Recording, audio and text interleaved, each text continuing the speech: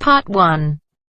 You will hear a conversation between a student and a walking tour guide. Firstly, you have some time to read questions 1 to 5.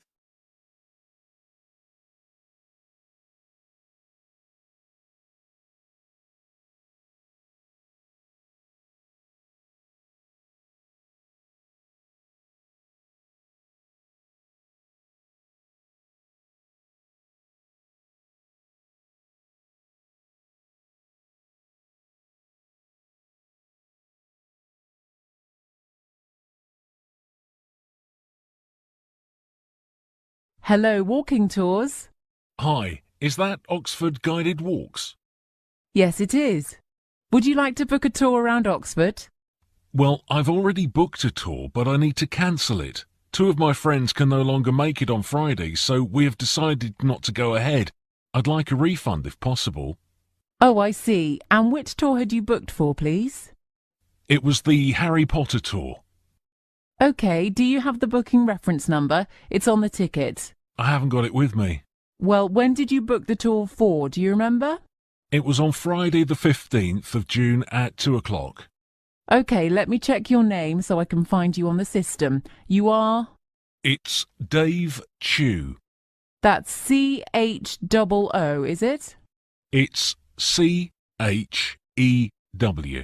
Right, I'll just get the details on the screen. I live in Plumstead, London. And did you pay by credit card or debit card?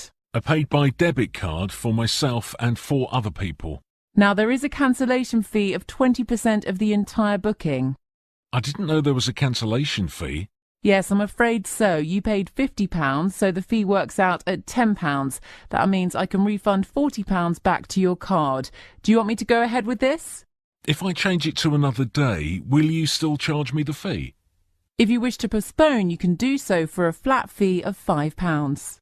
Well, that sounds better. I'll get back to you with the new booking details once I've spoken to my friends. Now you have some time to read questions 6 to 10.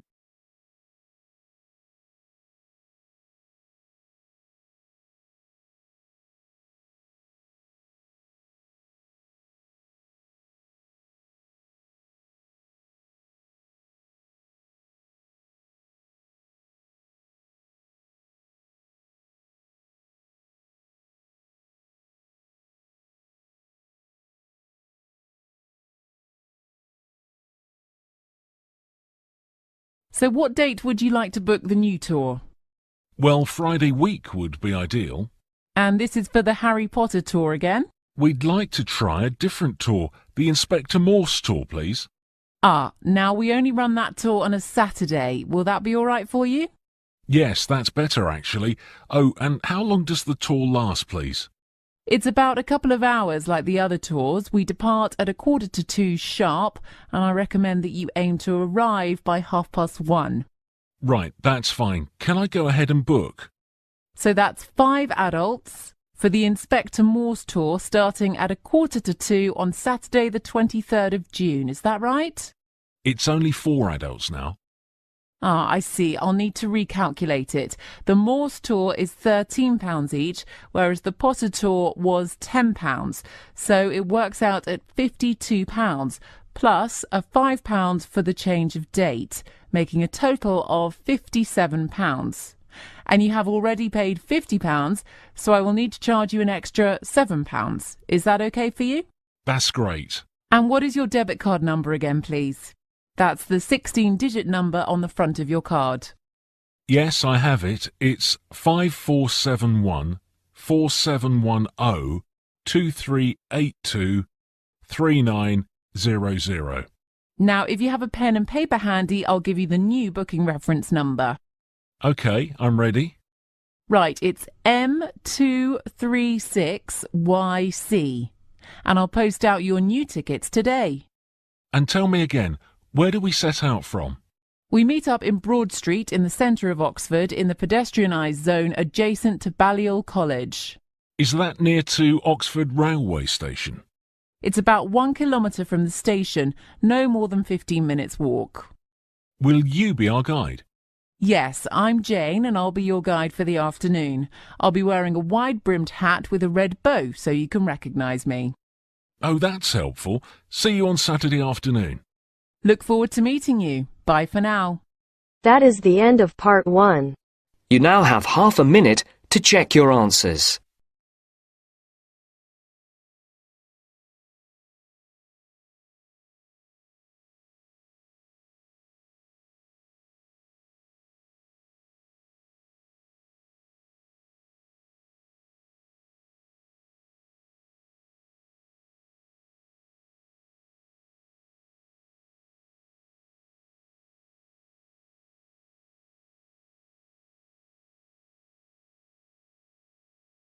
Now turns to part 2. Cut 2. You will hear a tutor explaining to a class of students the program of events for a field trip. Firstly, you have some time to read questions 11 to 16.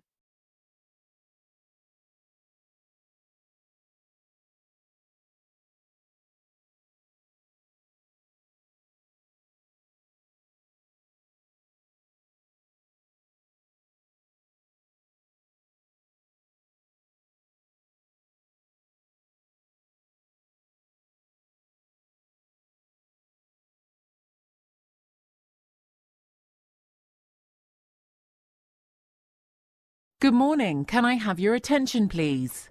I'd like to run through the programme of events for the Northern Ireland field trip. I'll explain the travel arrangements in more detail shortly. Can I point out that the trip is not compulsory, so you may opt out if you wish. However, we recommend that you go on the field trip because it will increase your knowledge of the subject. Last year, over 75% of students on the trip achieved a top grade in their assignments. OK, I'll explain the travel arrangements and the costs once again. You'll receive detailed handouts later today, but make your own notes if you wish to. We leave here on Saturday the 10th of September and arrive back the following Saturday on the 16th. The fee for the field trip is £349. This covers the cost of the entire 8 days, including 6 nights half-board accommodation. You will be responsible for paying for your own lunchtime meals. Your seat on the minibus and the ferry is covered by the deposit of £50, so this leaves an outstanding balance of £299 to be paid by the end of the month. We'll be travelling on the Holyhead to Dublin ferry, which departs Holyhead at 20 to 3 in the morning. Yes, it really is that late, or should I say early. And it arrives in Dublin port at about 6 in the morning. So you'll have to grab some sleep on the minibus and on the ferry. The trip by road from here to the ferry terminal will take at least 2 hours, and we need to arrive 30 minutes before the ferry sets sail. So I'd like to leave well before midnight. Please be here no later than 11:30. Is that clear? We'll make a brief stop midway for refreshments and to use the toilets. We can't plan for the weather, however we will know in advance if the ferry has been cancelled due to adverse weather conditions. If the sea gets too rough, we might experience a delay or have to transfer to a later sailing. I suggest that people who experience motion sickness see their pharmacist and medicate themselves accordingly before boarding the ferry. Please note that passengers cannot return to their vehicles to retrieve items once the ferry sets sail, so take essential personal belongings with you. We won't be stopping in Dublin, so no tour of the Guinness Brewery on this trip. Instead, we'll be heading for our accommodation in the village of Dundrum, which is famous for its Norman castle. The journey will take about 2 hours, so we'll stop for a short break en route.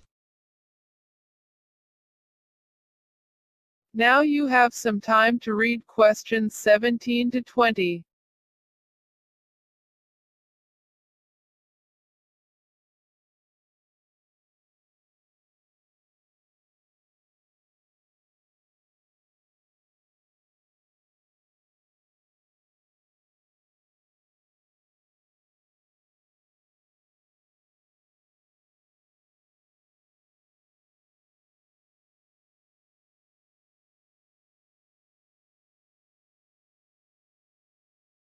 Right, has everyone received their handouts?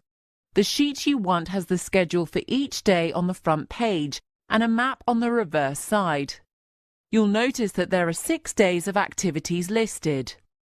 The morning of day 1, that's Saturday, is spent travelling to our accommodation.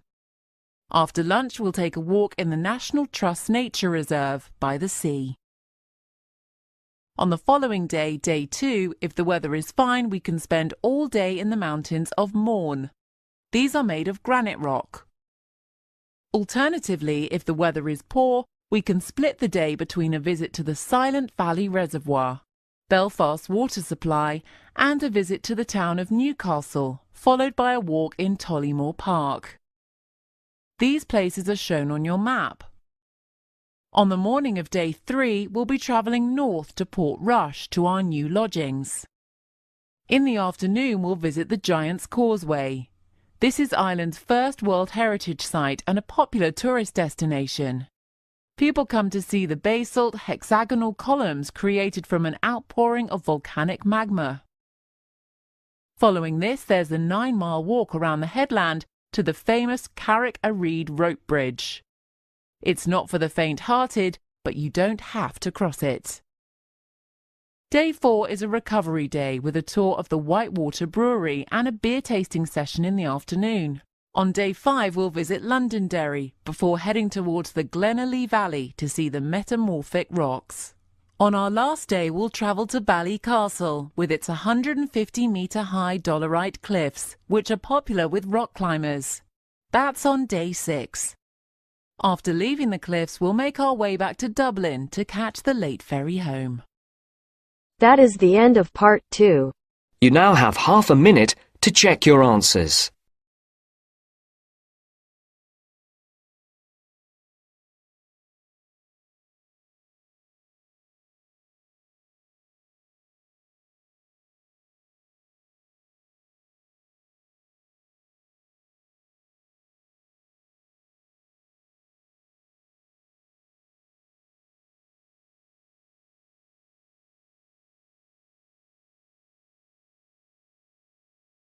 Now turns to part 3. Part 3. You will hear 2 students discussing a poster presentation. Firstly, you have some time to read questions 21 to 25.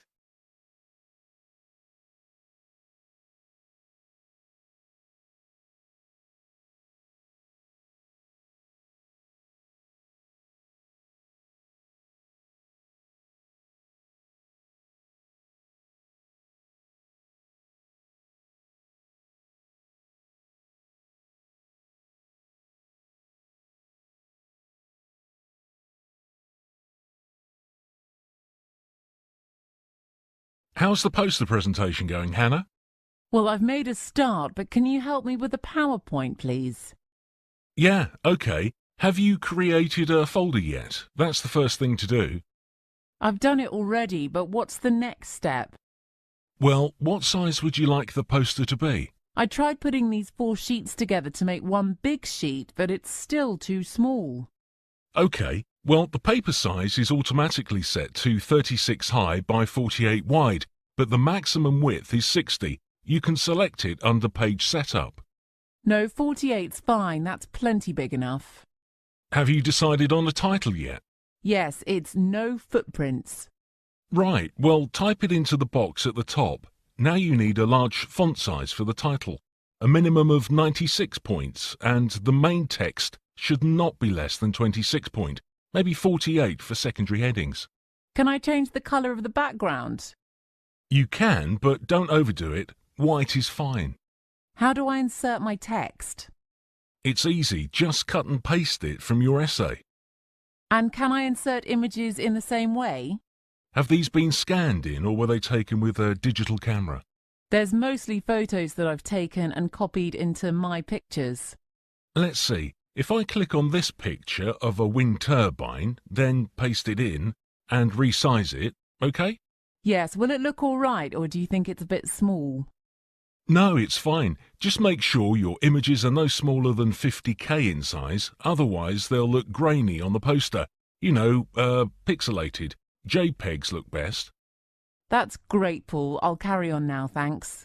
I'll pop back in a while to see how you're getting on.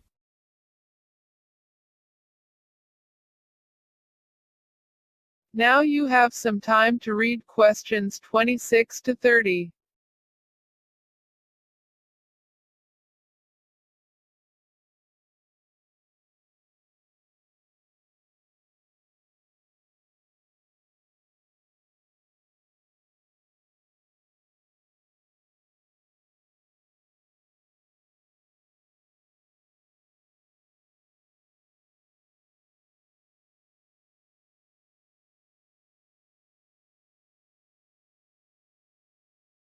I see the poster's taking shape now, Hannah.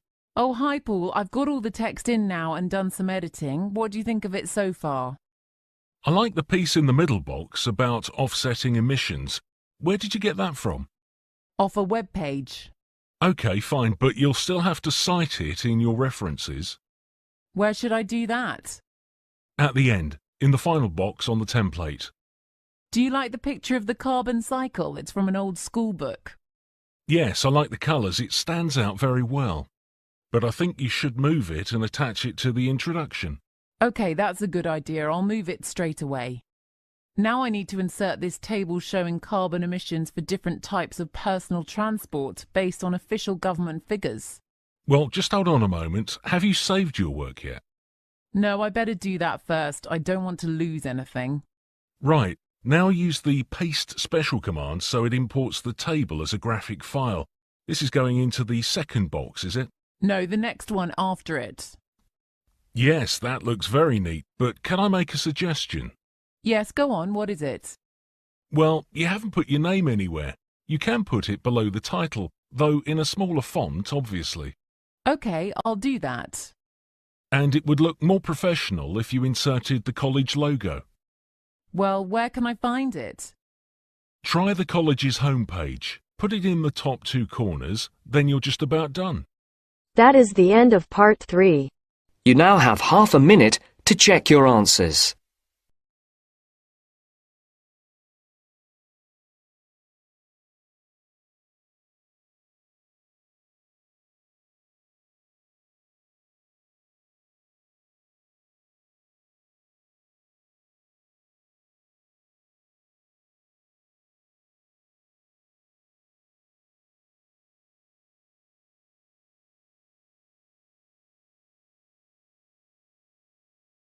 Now turns to part 4.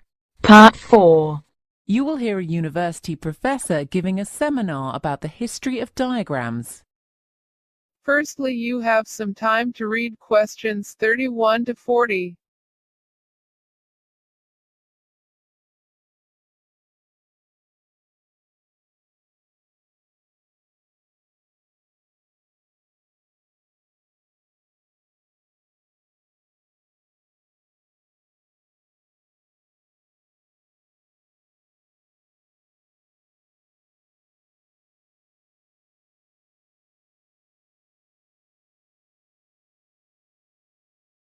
Good morning. I'm Professor Menzies, and I've been asked here today to talk about diagrams.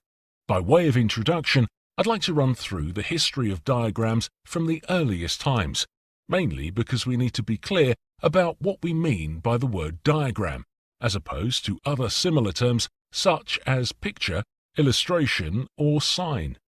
Historically, it's important to make these distinctions because, for example, rock art can be traced back tens of thousands of years, as in the depiction of wild animals in cave paintings in Europe, or in Aboriginal rock art.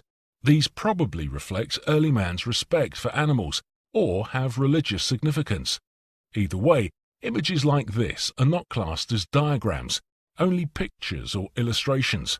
Similarly, we can also discount the hieroglyphics carved into stone in Egyptian writing, where pictures were used to indicate words or sounds. We still use pictures to convey messages today, for example, traffic signs to indicate speed limits, but pictures like this are not classed as diagrams. Instead, a diagram is a drawing showing a relationship between the objects in the diagram. An early example of a diagram can be found in Pythagoras' theorem of around 500 BC. In this theorem, the square drawn on the longest side of a right-angled triangle has an area equal to the sum of the squares on the other two sides. 300 years later, another Greek mathematician, namely Archimedes, also a scientist and astronomer, drew numerous diagrams associated with his many theories, ideas, and inventions, which are still abound today. For example, Archimedes used geometric drawings to calculate the mathematical constant pi, the ratio of a circle's circumference to its diameter. Another well-known type of diagram is the map. Maps can be traced back over 500 years. The Wikipedia dictionary defines a map as a diagrammatic representation of an area of land or sea showing physical features, cities, roads, etc. For example, a street map. The inclusion of axes and coordinates in maps and charts had to wait until the 17th century, invented by Descartes. In the modern era, we still think of diagrams in terms of maps, charts, and graphs, but also any drawing that aids the comprehension of complex information by displaying it in a visual way. In the mid-19th century, the British nurse Florence Nightingale used a diagram resembling a pie chart to great effect when depicting the causes of mortality of injured soldiers. Mathematicians employ a wide range of diagrams, particularly in geometry and statistics. Examples include graphs, histograms, Venn diagrams, tree diagrams, and box and whisker plots. So I think it's fair to say that a high proportion of diagrams are linked to mathematical data, but not exclusively so. Flowcharts are one of the better-known non-mathematical diagrams. They were invented in the 1920s and gained popularity in the 1960s with the development of simple computer programs consisting of a set of stored instructions, which is why we're interested in them today. The elements of a flowchart are a series of boxes linked by lines and arrows. The reader starts at the top box and works downwards, or sometimes sideways, or even loops back to the original box, depending upon the instructions in the box. Flowcharts enable the reader to make the correct decision in response to questions that require either a yes or a no answer. Typically, a flowchart ensures that the correct procedures are followed in business practice, or that the correct sequence of operations are adhered to in a manufacturing process.